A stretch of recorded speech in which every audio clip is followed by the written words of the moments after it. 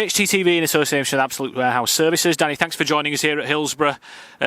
Another point in the battle against relegation here. Really tough game, a tight game with not much in it. What's your immediate verdict on what you've seen tonight? Yeah, it was a competitive game. Sheffield Wednesday are a very good team. Lots of good players. You've only got to look at the subs that they're making in the second half to see the depth in their squad.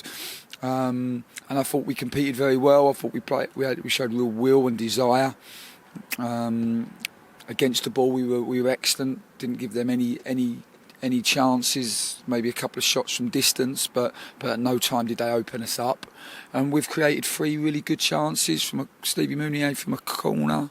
Carlin, when we managed really good counter movement and got behind their back line, and then Fraser's one at the end. And I think if we take one of those, you're probably saying it's a perfect away performance, but we didn't, and we have to accept that we've dried up a little bit in front of goal. We're a little bit tight in our final action, and we have to try to resolve that going into our final 2 games. You talked about Sheffield Wednesday's, what you thought their strengths were in the pre-match press conference. What was the game plan coming here tonight to try and combat that? Obviously they play a 3 centre-half formation. What's the idea behind tonight? Yeah, so they play a back 3 or a back 5. We press differently against a back 5, so we press with a front 3 because we like to get pressure on the ball. We know that they wanted to go quite quickly into the grass behind our centre halves and hurt us in the grass with their channel running forwards, and we wanted to stop that at source, which I think we did by and large. We also like to force them to go long and get vertical, and then hopefully be able to deal with their more direct play and then be able to counter through them and play through them. And I think at times we were able to do that.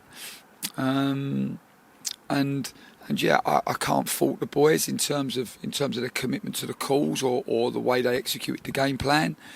Probably needed that little bit of je ne sais quoi, a bit of quality in the final action. And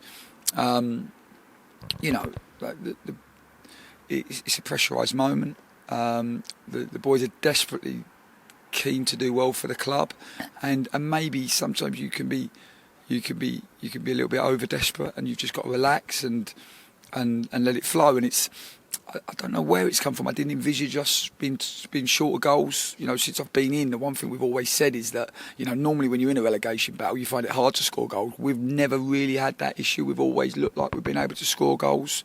You could definitely criticise us for letting in soft goals, but not for not scoring goals. And all of a sudden we've just tightened up a little bit, and we have to try to resolve that going into our final 2 games. What can you do to resolve that, given the time scale between the games at the moment? Because obviously you're not getting a lot of time on the training pitch. Is it something you can train, or is it simply a confidence thing?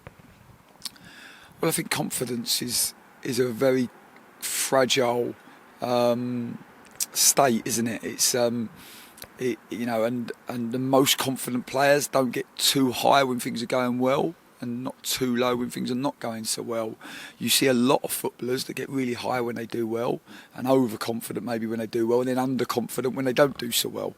And those players, they're the ones you try to work with and try to give, try to help them, because neither is good.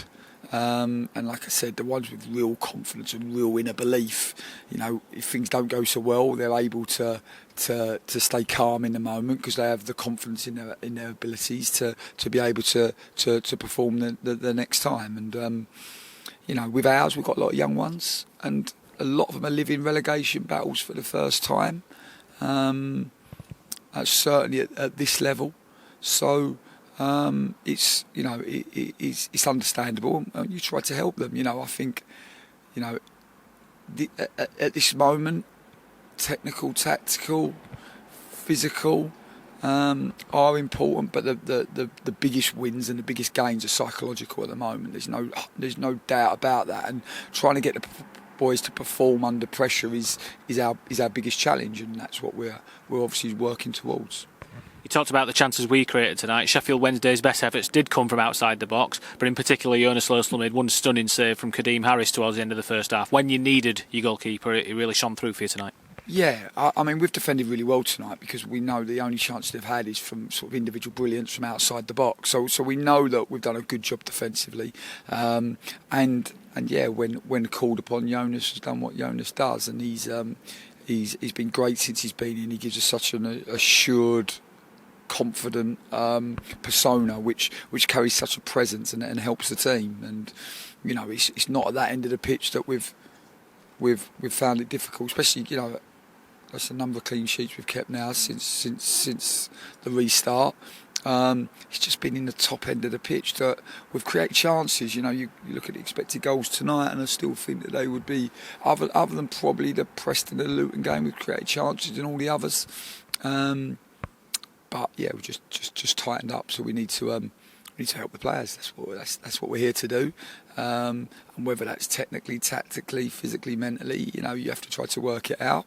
And try to give them what they need to support them going into Friday night, which will obviously be a quick turnaround again.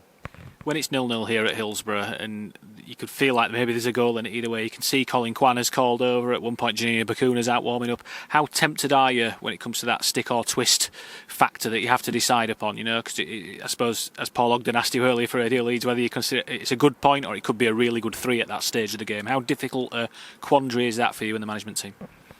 Well, none of us have a crystal ball as to how many points that we're going to need, and I don't have the time to keep staring at the league tables, which I know some of my family members will be doing, and no doubt a lot of our supporters will be doing. I understand that, but for us, we have to control what we can control.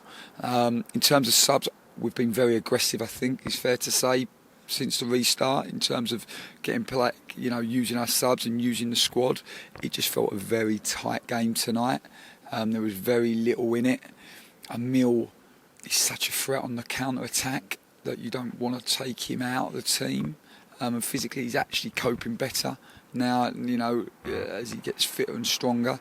Carlin, obviously, as well, you know the goal threat that he carries.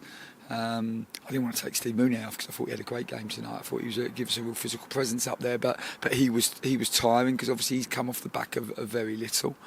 And yeah, you just try to make the right decisions in game, and that's what we've tried to do this evening. I didn't think we got our subs right at Luton. I thought we could have, you know, we were critical of ourselves because we obviously went 1-0 down and then we chased the game, and then we conceded the second. And I think if we'd stayed in the game, then maybe we would have got something from it. So we'll always look at ourselves first, and that's the truth. You know, it's always. I say this a lot. I look at myself. I'm the easiest person for me to affect is me, and I can do that. And I know I can also affect the rest of the group, and I know the group are fighting. We now have 2 big games, and it's going to go down to the wire, which we anticipated, and we have to be physically robust enough to cope with that and mentally tough enough to cope with that, and it's going to be a great challenge. And listen, if I wanted an easy life, I'd have just stayed at Lincoln, let me tell you, because I had it was perfect there for me. I moved all my family to Lincoln. Lincoln people loved what we'd achieved at the football club, but I always want to challenge myself, and I looked at this challenge when I took it, and I knew how tough it would be. But you don't learn anything in your comfort zone, and this has been and as tough as I imagined. But I will take lots of learning from it, and I will be a better person for it, and my players and us as a football club will be better for this experience. What we want to do is get over the line and make sure that we can do that and live life in the Championship next year. Danny, thanks very much for joining us.